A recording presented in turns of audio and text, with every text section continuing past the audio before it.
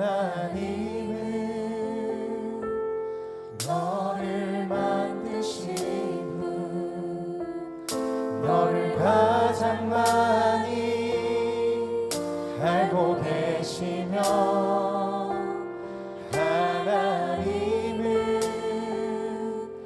너를 만드신 분, 너를 가장 깊이 이해하신단다. 하나님은 너를 지키시는 분, 너를 절대 포기하지 않으며 하나님은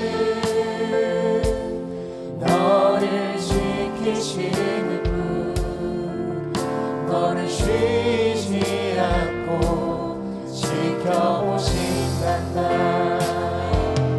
그의 생각 셀 수 없고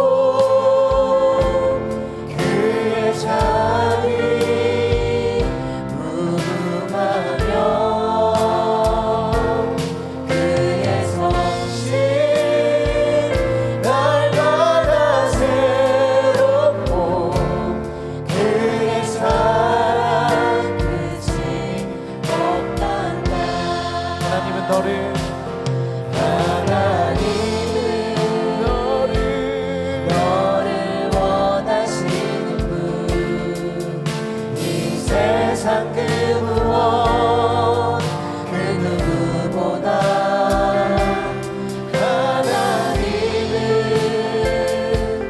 너를 원하시는 분, 너와 같이 있고 싶어 하신단다.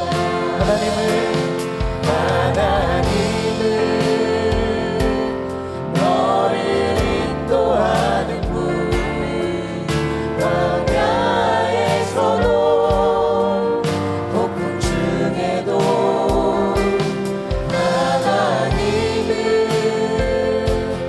너를 인도하는 분, 푸른 초장으로 인도하신단다. 그의 생각 셀 수 없고 그의 자비 무궁하며 그의 성실 날마다 새롭고 그의 사랑 끝이 없단다. 그의 생각 셀 수 없고 그의 자비 무궁하며 그의 성실 날마다 새롭고 그의 사랑 끝이 다시 한번 믿음으로 고백합시다. 그의 생각 셀 수 없고 그의 자비 무궁하며 그의 성실 날마다 새롭고 그의 사랑 끝이 없단다. 가슴에 손을 얹고 그의 생각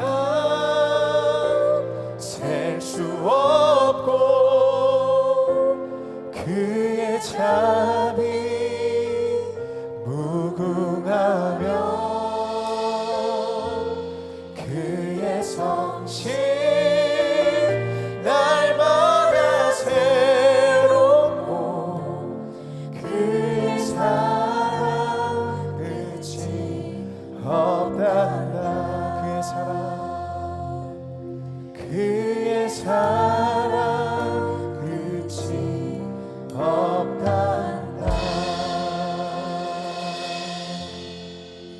하나님은 영이시니 예배하는 자가 영과 진리로 예배할지니라. 아멘. 다 같이 자리에서 일어나시겠습니다. 나는 전능하신 아버지 하나님 천지의 창조주를 믿습니다. 나는 그의 유일하신 아들 우리 주 예수 그리스도를 믿습니다. 그는 성령으로 잉태되어 동정녀 마리아에게서 나시고 본디오 빌라도에게 고난을 받아 십자가에 못 박혀 죽으시고 장사된 지 사흘 만에 죽은 자 가운데서 다시 살아나셨으며 하늘에 오르시어 전능하신 하나님 아버지 우편에 앉아 계시다가 거기로부터 살아있는 자와 죽은 자를 심판하러 오십니다. 나는 성령을 믿으며 거룩한 공교회와 성도의 교제와 죄를 용서받는 것과 몸의 부활과 영생을 믿습니다. 아멘. 자리에 앉으시겠습니다. 젊은 이도 힘이 있는 이도 낙심하고 넘어지지만 오직 여호와를 앙망하는 자에게 하나님께서 새 힘을 주시는 줄로 믿습니다. 우리 그 믿음 가지고 함께 고백하며 나아가겠습니다.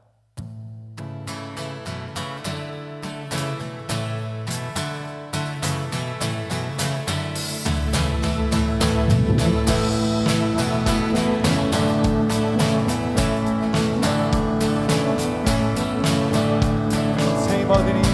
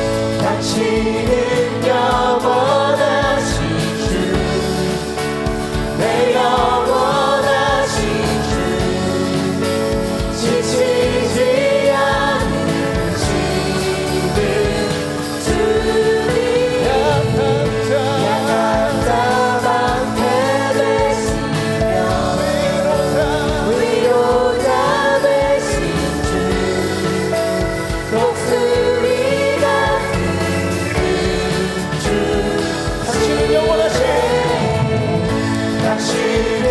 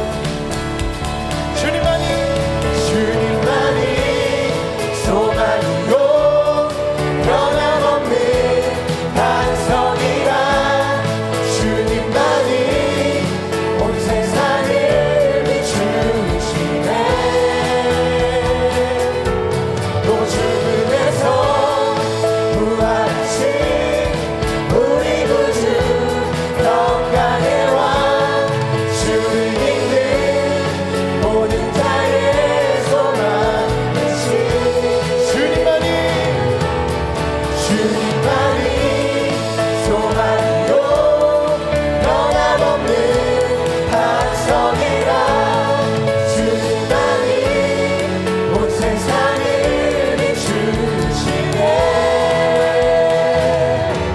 또 죽음에서 부활하신 우리 구주 평강의 왕 주를 믿는 모든 자의 소망 되신 주를 믿네 주를 믿네 주를 믿네 주를 믿네 마지막으로 주를 믿네 주를 믿네 우리의 소망 되시고 우리의 세임 되시는 주님께 영광의 박수 올려드립니다.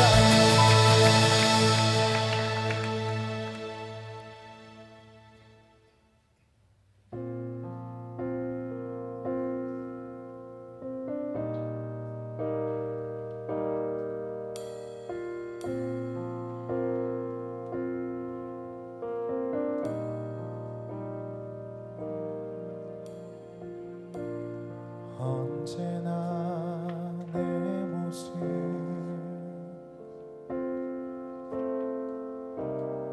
너무나 부끄러워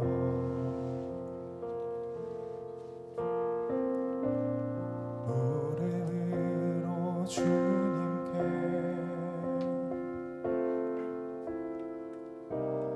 기도로 가오니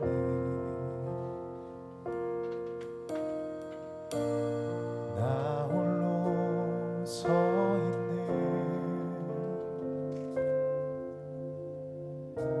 죽은 내 영 깨우사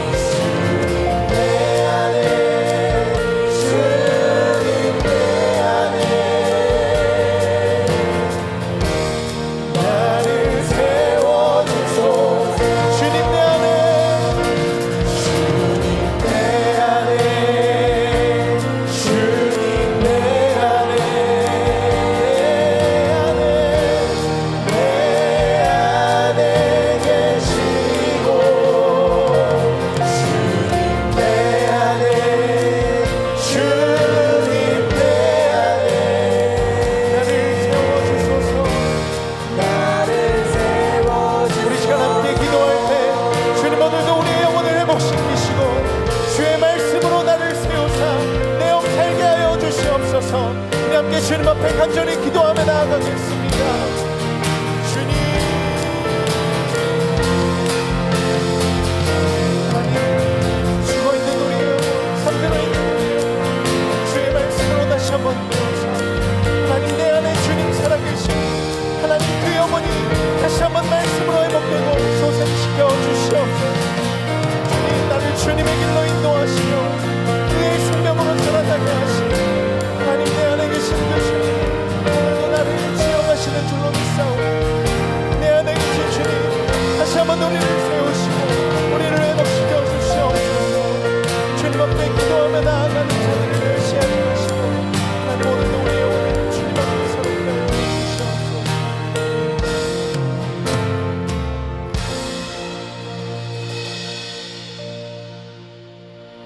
우리의 힘이 되시고 능력이 되시는 하나님 아버지, 세월과 계절은 변해가지만 언제나 변함없으시고 우리의 의지가 되어주시는 하나님 아버지께 영광과 찬양을 올려드립니다. 오늘도 저희들을 하나님의 은혜로 이곳 교회로 부르시어 예배하게 하시니 감사합니다. 오늘 이 예배를 통하여 주님과의 관계가 다시 회복되게 하시고 주님이 주시는 평안과 기쁨을 얻고 돌아갈 수 있도록 이곳에 모인 한 사람 한 사람 기억하시고 크신 은혜를 베풀어 주시옵소서. 우리의 마음과 정성을 다하여 이 시간 아버지께 우리의 마음을 드립니다. 하나님, 하나님께서는 너의 길을 여호와께 맡기라 말씀하셨습니다. 저희들 이 말씀을 대할 때마다 온전히 주님께 맡기지 못하고 이 세상의 지식과 내 경험을 더 의지하는 나약한 우리들의 모습이었습니다. 내가 주인 삼은 모든 것을 이 시간 주님 앞에 내려놓기를 원합니다. 세상 진리는 우리가 내려놓으면 모두 빼앗긴다고 유혹하지만 우리가 힘겹게 쌓아올린 명예들, 욕심으로 가득 찬 창고에 쌓아올린 재물들, 미래에 대한 불안과 생명의 안위까지도 사도 바울은 배설물로 여겼던 것처럼 저희들은 이 땅의 욕심을 하나님 앞에 내려놓아 내가 비워지고 하나님으로 채워지는 만큼 내 믿음의 분량도 더욱 커질 줄 믿습니다. 하나님께서 아브라함에게 백세에 낳은 귀하고 귀한 그의 아들 이삭을 요구하셨을 때 아브라함이 그 아들 이삭을 하나님 앞에 순종하며 내려놓은 것처럼 우리도 살면서 더 많은 것들을 하나님께 내려놓을 수 있도록 인도해 주시옵소서. 온사랑 교회를 사랑하시는 주님, 이 교회가 더욱 주의 말씀 위에 굳게 서서 내 주위에 주님을 알지 못하는 영혼들을 주님께로 인도하는 일에 더 많은 관심과 열심을 쏟게 하여 주시옵소서. 무엇보다도 한 영혼이 주께로 돌아오는 일에 가장 큰 관심을 가지고 계시는 성령님의 음성에 귀 기울여 나의 태신자를 잉태하고 주님 앞으로 인도할 수 있도록 우리에게 영혼에 대한 갈급함과 담대함을 허락하여 주시옵소서. 하나님, 우리는 날마다 이 땅에 하나님의 나라를 세워야 합니다. 내가 서 있는 삶의 현장이 바로 하나님의 나라를 세우는 곳이며 하나님이 내 삶의 주인이심을 깨닫게 하시옵소서. 가정에서, 일터에서, 학교에서, 사회에서는 물론 내가 머무는 거실과 부엌, 안방, 또 서재와 심지어 욕실에서조차 이곳의 주인은 하나님이심을 선포하고 그렇게 삶으로 고백함으로 하나님 나라를 사랑하게 하시옵소서. 우리가 힘을 쌓아서 무언가 훌륭한 사람이 되어서 하나님 나라에 적당한 사람이 되는 게 아니라 우리가 다 비워졌을 때 하나님이 우리의 힘으로 행사되는 곳이 그것이 하나님 나라임을 알게 되는 은혜를 허락하여 주시옵소서. 하나님 아버지, 타 문화권에서 외롭게 사역하는 계시는 선교사님들을 위해 기도합니다. 지금도 하나님 나라의 최전방에 서서 영적 싸움을 감당하는 선교사님들에게 힘과 권능과 하나님의 함께하심의 역사가 나타나게 하시옵소서. 선교지에 썩고 병든 죄의 자리마다 그리스도의 복음이 임하게 하시옵소서. 삶의 자리가 변화되든 실제적인 증거들을 통해 여전히 살아계시는 하나님의 일하심이 곳곳에 전파되며 듣는 이가 찬송하게 하시옵소서. 선교지마다 사단의 공격이 심합니다. 낙담하게 하고 좌절하게 하고 자기 연민에 빠지게 하는 등 모든 어둠의 영들이 떠나가게 해주시옵소서. 땅끝에선 영혼들이 주님 앞에 돌아오게 해주시고 마을이 변화되고 도시가 변화되고 나라가 변화되는 게 해주시옵소서. 하나님 아버지, 영육간에 고통받는 백성들을 돌보아 주시옵소서. 자기 몸 하나 추스리지 못하는 성도들이 있습니다. 아침과 저녁으로 가슴을 치며 통곡하는 성도들이 있습니다. 차마 입에 말을 잇지 못하는 성도들, 세상의 허무함에 지친 성도들에게 오늘 이 순간도 주님의 이름 부르며 견디게 하시옵소서. 저희들의 삶이 모두 빼앗긴 그때도 주님만 바라보게 하시옵소서. 포기했던 마음 일으켜 주셔서 다시 주께 저희의 삶을 맡깁니다. 살아갈 모든 날들 주님과 함께 마주할 소망의 시간들, 걸어갈 모든 곳에 우리를 붙드시는 주님 함께 하시니 믿어 의심치 않습니다. 저들을 도와주시옵소서. 하나님, 이 시간 목사님께서 한 주간 기도하며 준비하신 귀한 말씀을 전해주실 때 말씀 위에 기름 부어 주셔서 선포되는 그 말씀을 통하여 내 인생의 주인 되신 주님을 더욱더 깊이 알아가게 해주시옵소서. 또한 그 말씀이 내 삶 속에서 조용한 물결을 일으키며 예수님을 닮아가는 삶으로 우리를 변화시켜 주시옵소서. 오늘도 이 예배 가운데 역사하실 주님을 기대하며 우리를 구원하신 예수님의 이름으로 기도합니다. 아멘.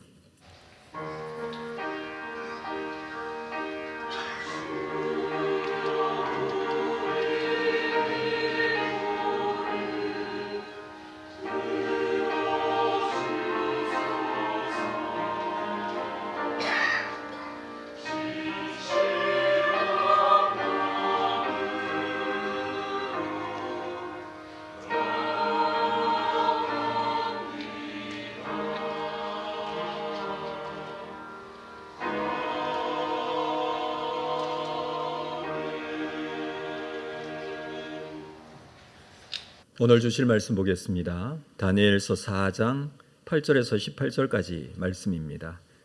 다니엘 4장 8절에서 18절 말씀 한 절씩 교독하겠습니다. 그 후에 다니엘이 내 앞에 들어왔으니 그는 내 신의 이름을 따라 벨드사살이라 이름한 자요 그의 안에는 거룩한 신들의 영이 있는 자라.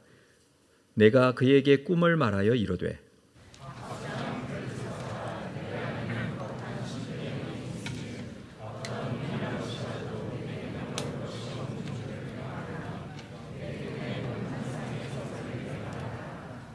내가 침상에서 나의 머릿속으로 받은 환상이 이러하니라. 내가 본즉 땅의 중앙에 한 나무가 있는 것을 보았는데 높이가 높더니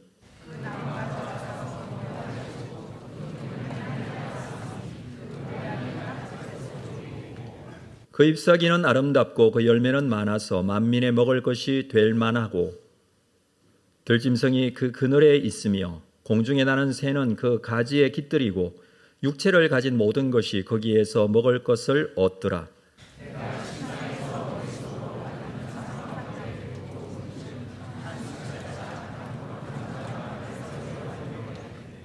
그가 소리질러 이처럼 이르기를 그 나무를 베고 그 가지를 자르고 그 잎사귀를 떨고 그 열매를 해치고 짐승들을 그 아래에서 떠나게 하고 새들을 그 가지에서 쫓아내라.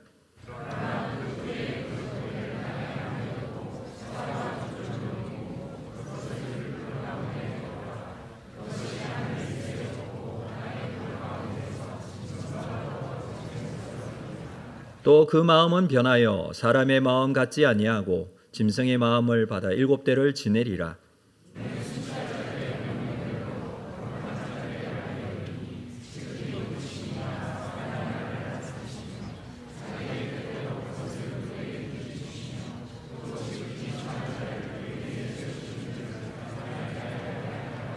함께 읽습니다. 나 느부갓네살 왕이 이 꿈을 꾸었나니 너 벨드사살아 그 해석을 밝히 말하라. 내 나라 모든 지혜자가 능히 내게 그 해석을 알게 하지 못하였으나 오직 너는 능히 하리니 이는 거룩한 신들의 영이 내 안에 있음이라. 아멘. 준비하신 헌금 하나님께 드리겠습니다.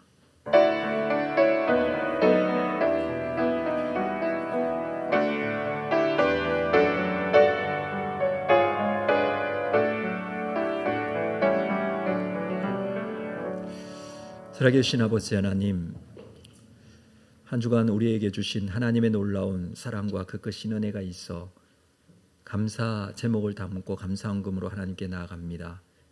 소득의 10분의 1을 구별한 11조 원금을 하나님께 올려드립니다. 선교와 장하 구제건축원금을 드리며 주께서 우리의 삶 속에 주관자가 되시고 주권자가 되시며 우리의 삶을 인도해 가시며 책임지시며 함께 하시는 분이신 줄로 믿습니다. 오셔서 우리 가운데 역사하실 줄로 믿고 나의 삶에 감사의 표현들을 이 헌금에 담아 하나님께 예물로 올려드립니다. 받으시고 우리에게 더 큰 은혜와 감사로 충만하게 채워주실 줄로 믿습니다. 사용되어지는 곳이 주의 나라 구원의 생명의 역사가 온전하게 이루어지는 귀한 역사가 있도록 인도하여 주옵소서. 감사하고 예수님의 이름으로 기도합니다. 아멘. 이 시간에 이후 찬양대에 찬양이 있겠습니다.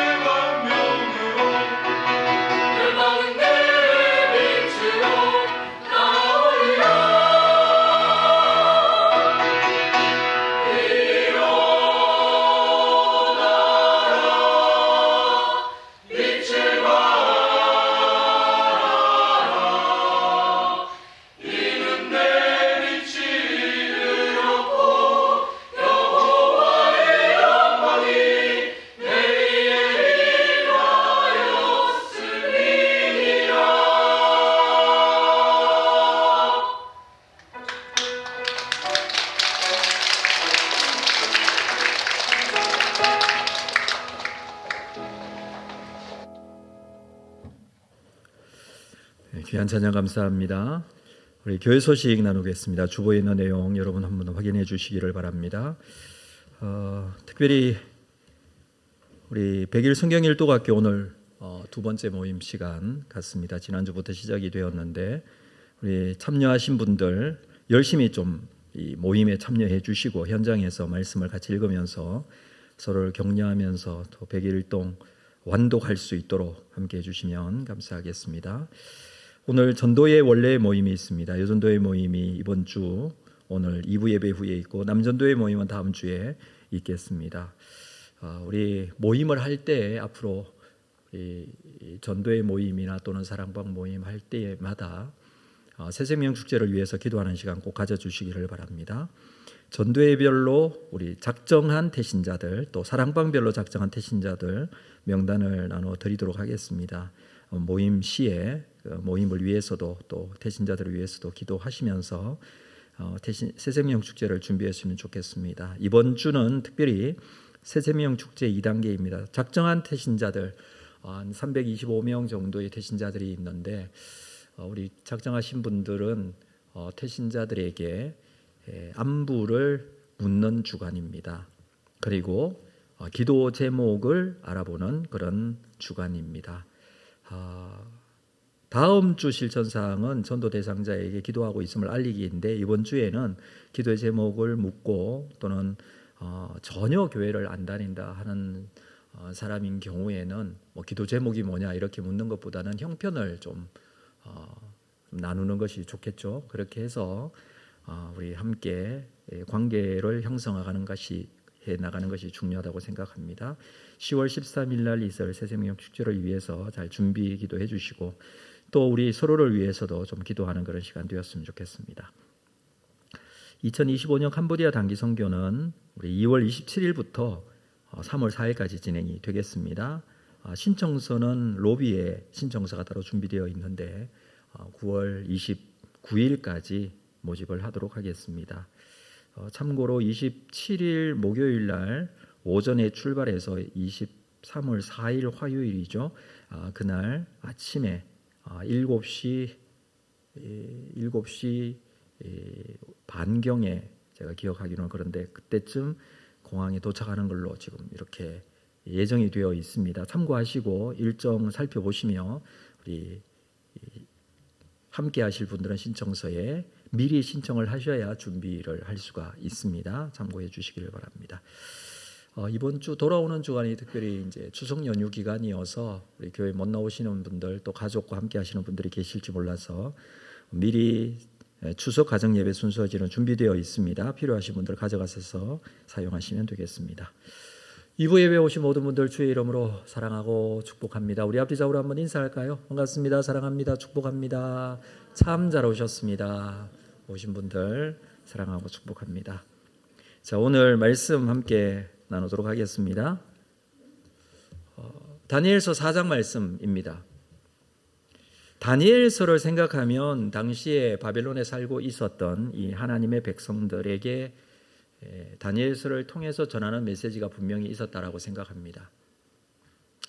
그때 당시에 기록된 성경이죠. 다니엘이 기록을 했고 이 바벨론에 살고 있던 그때 당시의 사람들이 어떤 생각을 하고 살아야 될지를 말씀을 읽으면서 아마 느끼는 바가 있었을 것입니다. 또 그것은 하나님께서 원하시는 바가 있다라는 것을 전제로 하죠. 하나님께서 무엇을 원하셨을까요? 다니엘서를 통해서 원하시는 것은 다른 것보다는 이 고단한 포로민의 생활을 하고 있던 이들에게 하나님이 함께하고 계신다라는 메시지를 주고 싶어 하십니다. 뿐만 아니라 그와 함께하심은 하나님 나라에 대한 소망으로 이어지고 있다는 것을 말씀하고 싶어 하십니다. 1장에서 다니엘은 뜻을 정하는 장면이 있었습니다.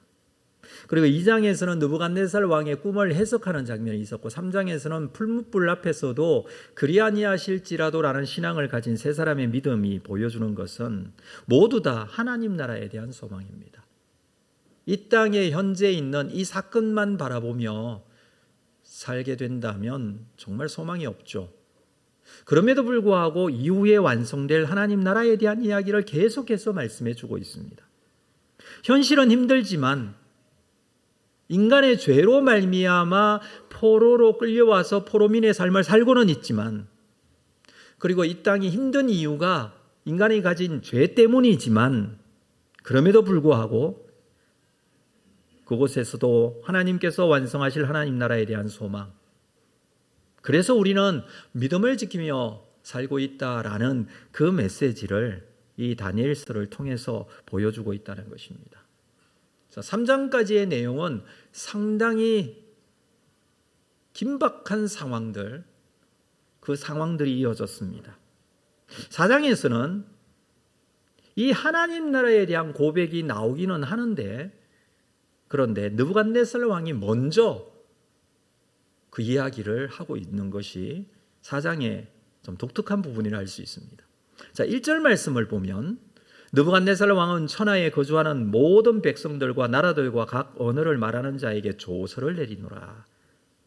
원하노니 너희에게 평강이 있을지어다. 분위기가 1장, 2장, 3장이 좀 다릅니다. 4장에서는 오히려 너희에게 큰 평강이 있을지어다 하고 있는 느부갓네살 왕의 조서의 내용이 시작되고 있습니다. 2절을 볼까요? 지극히 높으신 하나님. 이 표현은 이 4장에서 굉장히 많이 반복되는 표현입니다. 지극히 높으신 하나님이 내게 행하신 이적과 놀라운 일을 내게 알게 하기를 즐겨하노라. 자, 3절은 같이 한번 읽을까요? 3절 시작. 참으로 크도다 그의 이적이요 참으로 능하도다 그의 놀라운 일이요 그의 나라는 영원한 나라요 그의 통치는 대대에 이르르. 하나님을 찬양하고 있는 모습입니다. 느부갓네살 왕은 하나님을 찬양하고 있습니다. 그런데 특이한 것은 그의 이적, 그의 놀라운 일, 그의 능하신 일, 그러면서 그의 나라는 영원하다라는 표현이 나옵니다. 그의 통치는 대대에 이른다라는 표현이 나옵니다. 하나님 나라에 대한 이야기를 느부갓네살 왕이 해주고 있다는 것이죠. 느부갓네살 왕은 풀무불 사건을 통해서 굉장히 큰 충격을 받았습니다. 이를 경험한 왕은 하나님이 내게 행하신 이적, 놀라운 일, 이러한 일들을 내가 알게 된 것이 기쁘다, 즐겁다, 이런 표현들을 하고 있습니다. 그리고 그 나라는 영원한 나라, 그의 통치는 대대에 이른다. 이 하나님 나라에 대한 고백은 그냥 우연한 고백이 아니라는 것이죠.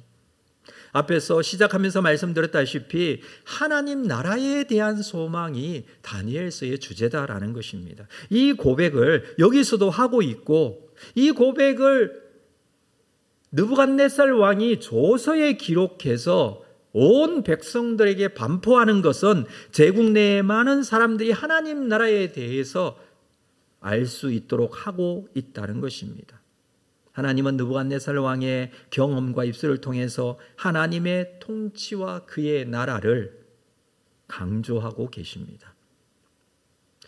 그런데 언뜻 보면 성경을 읽을 때에 이 4장 1절부터 3절 하나님의 이름을 높이는 하나님에 대한 찬양의 내용이 3장 마지막 부분에 이어진 내용처럼 보일 수도 있습니다. 왜냐하면 3장 마지막에도 하나님을 높이고 찬양하는 모습이 있기 때문이죠.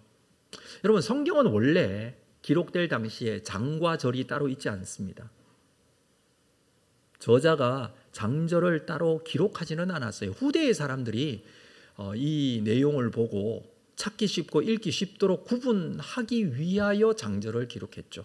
자, 그렇다면 이 본문을 해석하는 데 있어서 4장 앞부분에 있는 이 찬양에 대한 부분을 3장 뒷부분에 연결된 부분으로 이해할 수도 있겠다라고 생각할 수 있습니다.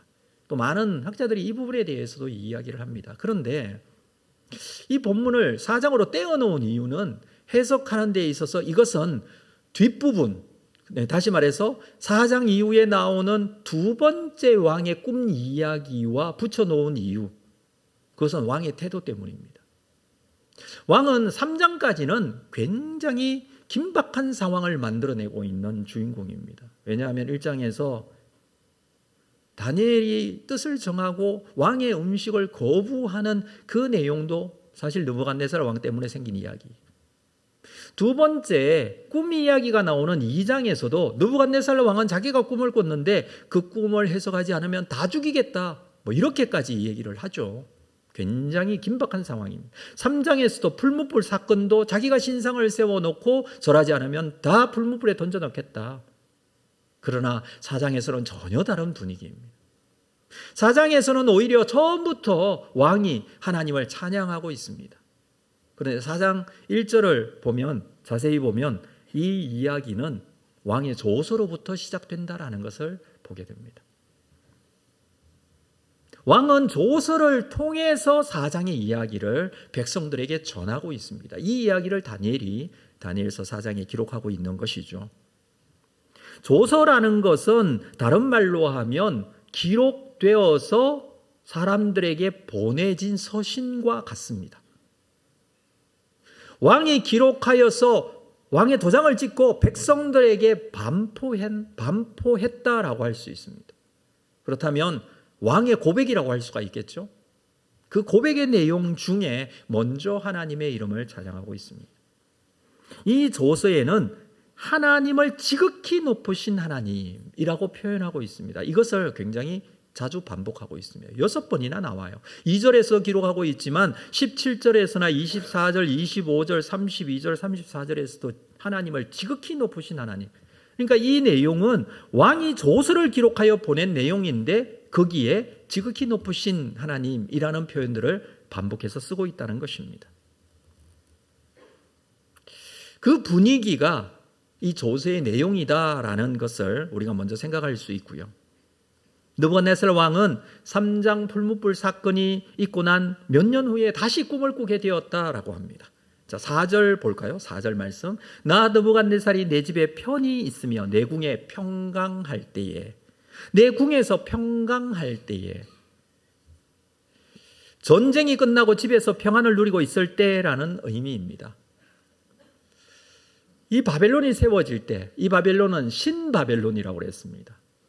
이 신바벨론 제국이 형성되어질 때에 느부갓네살 왕은 정복 전쟁을 통하여서 전 세계를 정복했습니다. 그런데 이 정복 전쟁이 어느 정도 마무리된 시점이라 할 수 있습니다. 대부분의 사람들은 2장의 꿈 해석이 있고 난 20년에서 30년쯤 지난 후라고 해석을 합니다. 시간이 상당히 지나서 제국이 안정권에 들어갔을 때, 평안할 때, 그때의 이 꿈을 꾸게 됩니다. 다른 옛 헬라어 번역본에 있는 다니엘서에서는 느부갓네살 즉위 18년이라고 기록하기도 합니다. 자, 중요한 것은 느부갓네살의 통치가 시작된 지 상당한 시간이 지난 시점, 안정적인 시점. 그때는 어떤 상황이냐 하면 모든 것이 평안하고 잘 지내고 있을 때에, 사무엘하 7장에 보면 다윗 왕이 모든 위기로부터 하나님께서 평안하게 하시고 전쟁도 끝나고 통일대왕의 왕이 되었을 때, 평안히 궁에 누워 편안할 때에, 여호와의 하나님의 성전을 짓겠다고 결심할 그때에 하나님께서 찾아오셔서 말씀하시는 내용이 사무엘하에 있고, 그 내용의 말씀은 하나님의 주권 되심을 말씀하시는 내용이 기록되어 있고, 거기에는 다윗 언약이 아주 중요하게 기록되어 있습니다. 다윗 언약에 있어서 가장 중요한 것은 나 하나님 여호와라는 주제입니다. 언약에 대한 부분을 말씀을 나눌 기회가 있을 텐데 그때 함께 보도록 하겠지만, 우리는 정말 평안할 때, 모든 것이 잘 이루어지고 안전할 그때에 하나님께서 주시는 말씀을 들을 수 있어야 됩니다. 자, 이때에 지금 왕은 내 집에 편히 있고 내 궁에 평강할 때에 다시 꿈을 꾸게 됩니다. 자, 그 꿈은 여러 가지로 번민하게 하는 꿈이었고, 왕은 다시 바벨론의 지혜자들을 불러다가 이 꿈에 대한 해석을 하라고 요구합니다. 이 꿈이 무엇을 의미하는지 쉽게 알 수 없었습니다. 이번에는 그래서 지혜자들에게 자기의 꿈을 알려줍니다. 2장에서는 꿈도 알려주지 않고 요구했지만 여기서는 꿈에 대해서 알려줍니다. 그럼에도 불구하고 해석하는 이가 없었습니다. 자, 오늘 우리가 8절부터 읽었는데 그 후에라고 합니다. 바벨론의 모든 지혜자들이 해석할 수 없을 그때에 다니엘이 내 앞에 들어왔다라고 합니다. 모든 지혜자들이 꿈 해석을 실패했을 때에 다니엘이 등장합니다. 다니엘을 향하여 왕은 이렇게 말합니다. 그는 내 신의 이름을 따라 벨드사살이라 이름한 자요, 그의 안에는 거룩한 신들의 영이 있는 자라. 내가 그에게 꿈을 말하여 이루되, 그에게도 이 꿈을 말하고 해석해 달라고 말합니다. 한 가지 특이한 점은 하나님에 대해서 찬양한 느부갓네살 왕이었는데 여전히 자신이 섬기는 신, 바벨론의 신 마르둑을 자신이 섬기고 있다는 의미로 지금 말하고 있다는 것이죠. 내 신의 이름을 따라 벨드사살이라 이름한 자, 자기가 섬기는 신, 바빌론의 신은 마르둑이라는 신인데 그 신을 섬기고 있습니다.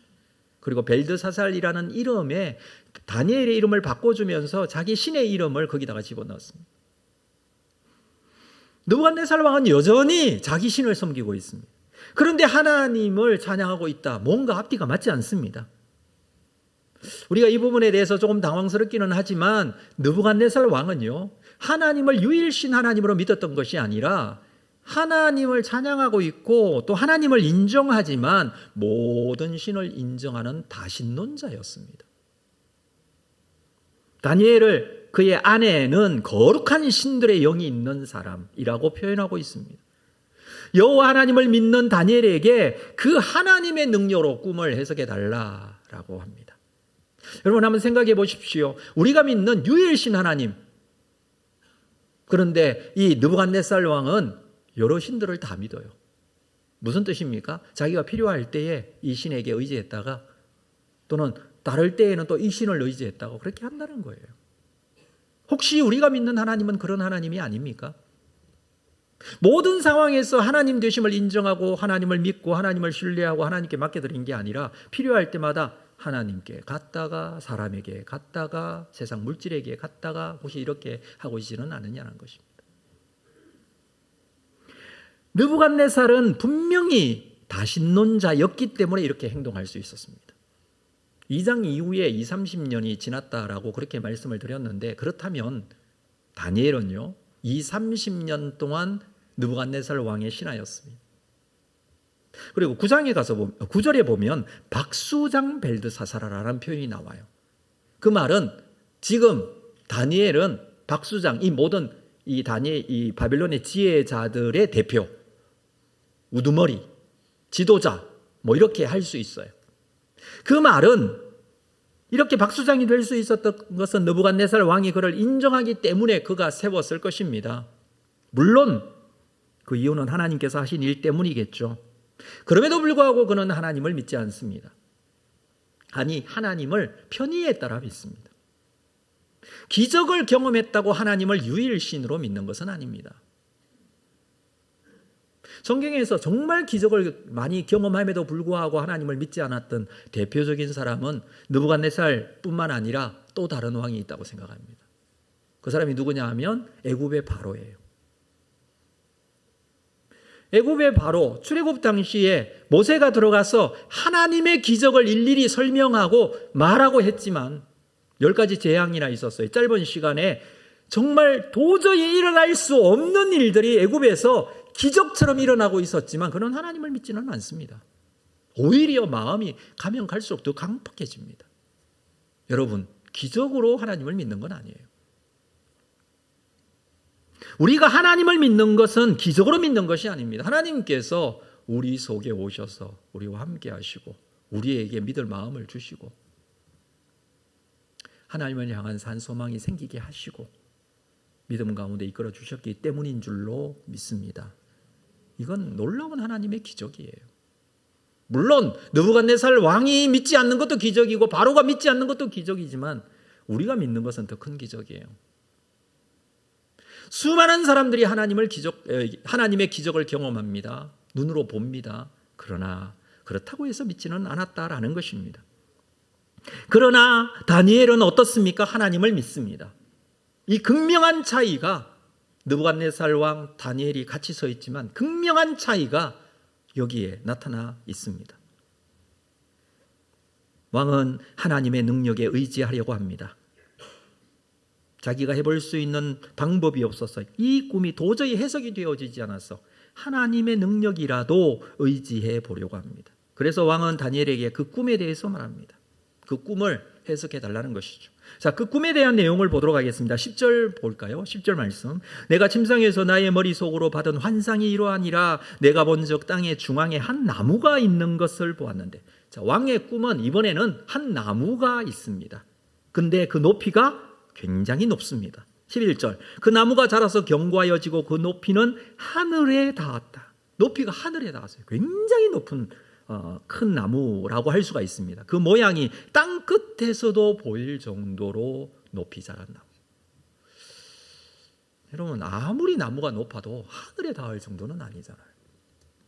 살아있는 나무라면, 여러분, 우리가 가끔씩 이렇게 롯데 빌딩 이렇게 높은 것이 보이죠. 그게 100m가 넘는 걸로 제가 알고 있는데, 아닙니다. 죄송합니다. 100층이 넘는 걸로 알고 있습니다. 더 훨씬 높죠. 어디서든지 보이지만 그것보다 더 높은 나무는 없잖아요. 그런데 그것보다 더 높은 하늘에 닿은 나무가 있다. 지금 그렇게 말합니다. 자, 12절. 그 잎사귀는 아름답고 그 열매는 많고 만민의 먹을 것이 될 만하고 들짐승이 그 그늘에 있으며 공중에 나는 새는 그 가지에 깃들이고 육체를 가진 모든 것이 거기에서 먹을 것을 없더라. 굉장히 대단한 나무예요. 먹을 것과 그늘과 새들까지 깃들일 수 있는 장소를 제공합니다. 그런데 이것이 첫 번째 환상이라면 두 번째 환상은 13절. 내가 침상에서 머릿속으로 받은 환상 가운데 또 본즉 한 순찰자 거룩한 자가 하늘에서 내려옵니다. 그가 이렇게 말합니다. 14절. 그가 소리질러 이처럼 이르기를 그 나무를 베고 그 가지를 자르고 그 잎사귀를 떨고 그 열매를 해치고 짐승들을 그 아래에서 떠나게 하고 새들을 그 가지에서 쫓아내라. 15절. 그러나 그 뿌리의 거루터기는 땅에 남겨두고 쇠와 노줄로 동이고 그것을 들풀 가운데 두어라. 그것이 하늘 이슬에 젖고 땅의 풀 가운데서 짐승과 더불어 제 몫을 얻으리라. 좀 이해하기 쉽지 않은 내용이죠. 물론 이 내용에 대한 해석은 우리가 다음 주에 다니엘의 꿈 해석에 대해서 함께 살펴보면서 우리가 알게 될 것입니다. 그러나 이 꿈의 이야기만 들었을 때 하나님께서 주시는 지혜가 아니면 해석할 수 없는 그런 내용일 것입니다. 큰 나무가 나오죠. 그리고 또 한 순찰자가 나옵니다.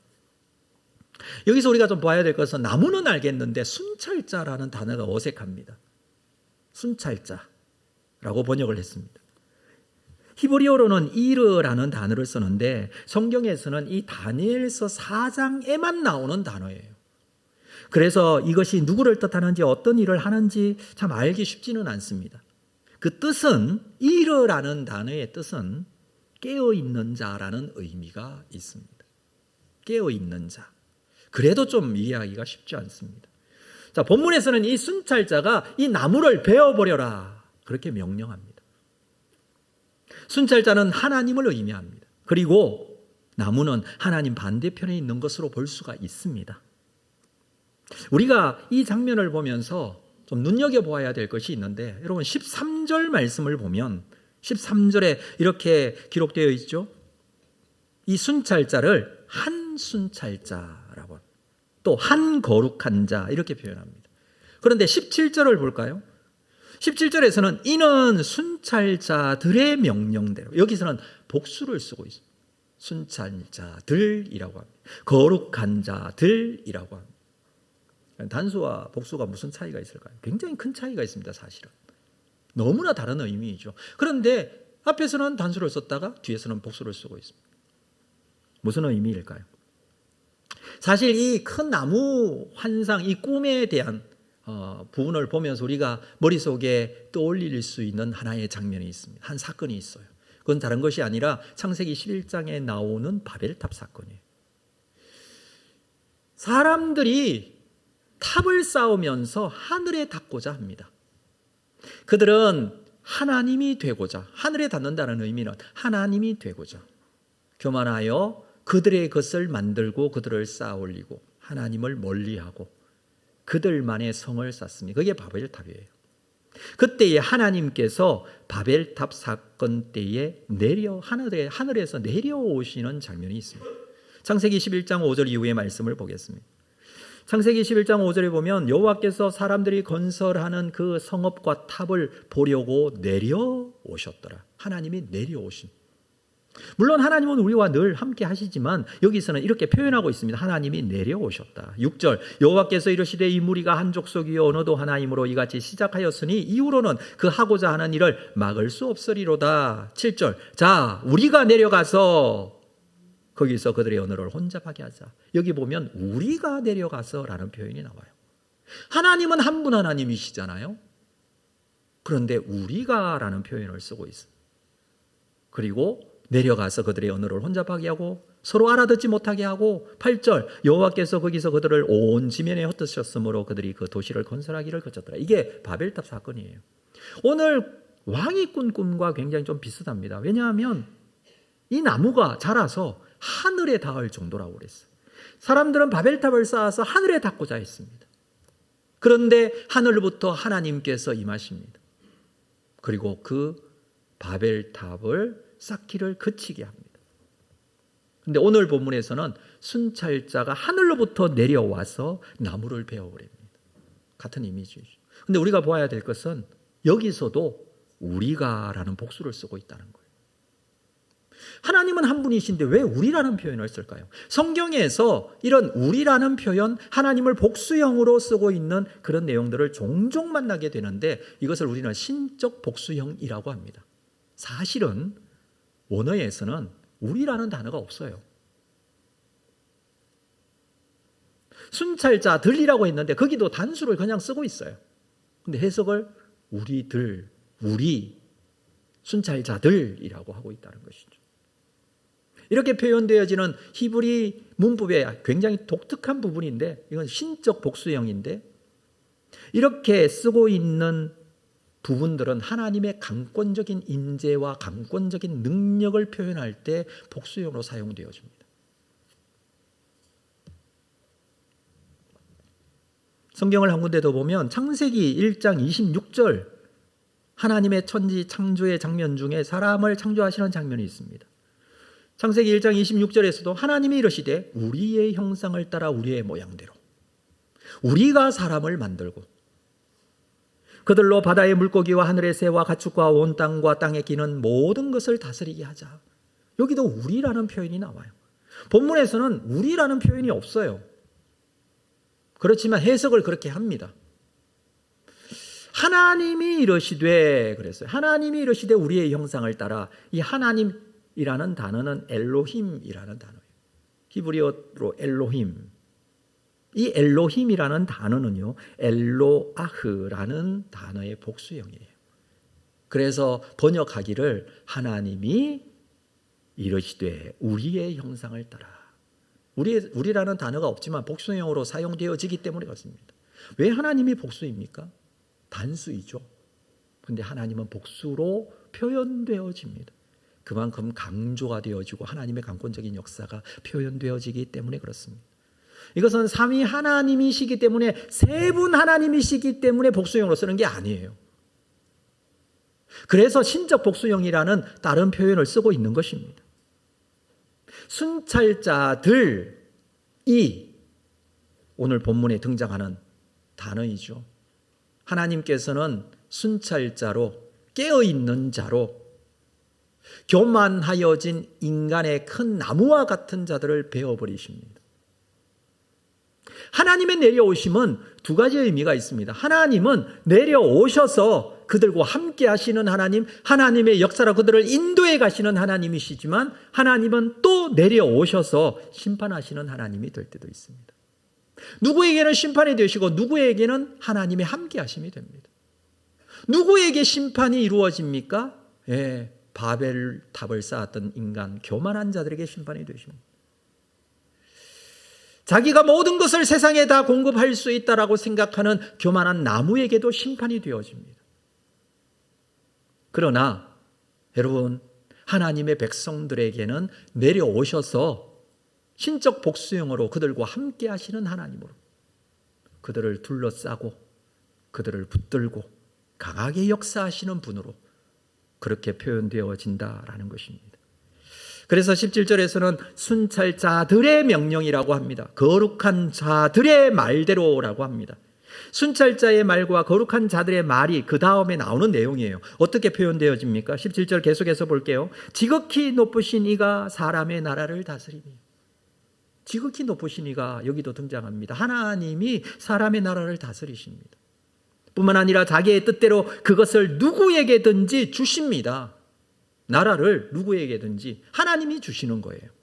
그리고 이어서 볼까요? 또 지극히 천한 자를 그 위에 세우신다. 지극히 천한 자도 그 위에 세우시는 분은 하나님이신데 이것을 사람들에게 알게 하려 함이라. 이렇게 표현하고 있습니다. 무슨 말입니까? 지극히 높으신 이가 주권을 가지고 있다. 무슨 주권? 세상의 모든 주권을 가지고 있다라는 부분입니다. 여러분, 나무가 하늘에 닿을 정도이지만 나무가 세상의 주인은 아니다라는 것을 말하는 것이죠. 이 나무는 세상의 모든 것을 가진 나무라고 할 수 있지만 그렇다고 해도 나무가 주인이 될 수는 없습니다. 나무는 베어질 수 있다는 것을 보여줍니다. 나무는 나무일 뿐이에요. 마찬가지로 우리는 우리 자신을 보면서 사람은 사람일 뿐이다라는 사실을 깨달아야 한다는 것입니다. 느부갓네살은 적어도 이것을 깨달아야 한다는 것이죠. 그렇습니다. 사람은 사람일 뿐입니다. 사람은 사람이 사람됨을 알아야 합니다. 나무가 나무이듯이 사람은 사람이 될 뿐이라는 사실을 알아야 합니다. 때로는 사람이 위대해 보이기도 합니다. 하늘 끝에 닿을 정도로 자란 나무처럼 대단한 사람들이 있기도 합니다. 그래서 그 사람에 의해 두려움을 가질 수도 있습니다. 너무 대단해 보여서. 사실 느부갓네살 왕은 당대의 사람들에게 두려운 존재였습니다. 세상을 정복한 왕, 모든 지역을 통폐합한 제국의 왕. 그러나 그는 사람입니다. 하나님 앞에 사람임을 알아야 합니다. 지극히 높으신 분이 다스리시고 통치하신다는 사실을 인정해야 합니다. 왕에게 이 꿈이 보여지는 것은 하나님을 인정해야 한다는 것을 말해줍니다. 사랑하는 성도 여러분, 우리는 우리의 삶 속에서 하나님을 얼마나 인정하고 있습니까? 혹시 이 느부갓네살 왕처럼 다신론자처럼 행동하고 있지는 않습니까? 하나님의 하나님 되심을 인정한다면 유일하신 하나님, 다른 신이 없음을 알고 그 하나님만 믿고 있다면 우리가 가진 근심, 걱정 하나님께 맡겨야 되지 않을까요? 나무가 되어 하늘에 오르려고 하지 말고 하나님을 믿고 신뢰해야 되지 않을까요? 하나님을 인정하기 위해서 우리가 해야 될 것은 하나님에 대해서 알아야 됩니다. 하나님에 대해서 지식적으로 아는 것을 지금 말하는 게 아니에요. 하나님을 묵상하고 하나님을 생각하고 하나님을 기억해야 한다는 것입니다. 하나님이 어떤 분이신지. 여러분, 어떤 상황과 형편과 어떤 사건이 주어질 때에 나는 그 앞에서 하나님을 묵상할 수 있어야 된다는 거예요. 이 상황에서 하나님은 나에게 어떤 분이신지를 생각할 수 있어야 된다는 거예요. 주어진 환경, 그 조건, 형편만 생각하다가 근심, 걱정 속에 빠지게 됩니다. 하나님이 생각이 나지 않으면 문제가 된다는 것입니다. 그러나 하나님이 어떤 분이신지 생각하면 그 하나님의 역사가 나에게 임하는 역사가 될 것입니다. 하나님의 함께 하시는 은혜가 내 인생 속에 그 모든 상황과 조건 속에 나타나는 하나님의 역사가 될 것입니다. 하나님은요, 오늘도 우리에게 엘로힘 하나님으로 임하십니다. 한 분 하나님만 계신 게 아니에요. 하나님은 한 분이시지만 하나님은 창조의 하나님이에요. 모든 세상을 만드신 하나님이에요. 하나님은 어떤 분이십니까? 나를 구원하시기 위하여 십자가에 죽으신 하나님이십니다. 그 하나님은 지금도 나의 삶의 곁에 계셔서 나를 말씀으로 인도해 가시고 말씀을 깨닫게 하시고 하나님을 붙들 수 있는 힘을 주시는, 말할 수 없는 탄식으로 나와 함께 하시는 성령 하나님이십니다. 생각하면 생각할수록 신적 복수형으로 나에게 오셔서 나와 함께 하시는 하나님. 물론 하나님은 완벽한 하나님, 한 분 하나님으로 충분하지만 여러분 신적 복수형을 써서라도 하나님은 우리와 함께 하신다는 것을 강조하고 계세요. 내가 너와 함께 하겠다라는 것을 지금 말씀하시는 거예요. 그렇습니다. 그 하나님이 엘로힘 하나님으로 우리와 함께 하시는 줄 믿으시고 이 믿음에 견고하여 흔들리지 않는 여러분의 믿음 상태가 되시기를 주의 이름으로 축복합니다. 나가서 사시면서 세상에서 일상생활 속에서 사회생활, 직장생활 속에서 하나님이 어떤 분이신지 인간이 아무리 교만해도 하늘 끝까지 닿아도 언젠가는 베어지는 존재. 여러분 우리는 겸손하게 하나님 앞에 나갈 수밖에 없어요. 그리고 그 하나님이 나의 하나님 되심을 고백할 때에 내 삶 속에 감사와 찬양의 예배자가 될 수 있을 줄로 믿고 오늘도 이 사실을 기억하고 살아계신 하나님을 찬양하고 예배하면서 주시는 은혜가 우리의 믿음을 살리는 예배가 될 줄로 믿고 하나님께 영광이 되시기를 주의 이름으로 축복합니다. 우리 자리에서 다 일어나시겠습니다. 말씀 생각하시면서 이 찬양 드립니다. 하나님은 너를 만드신 분.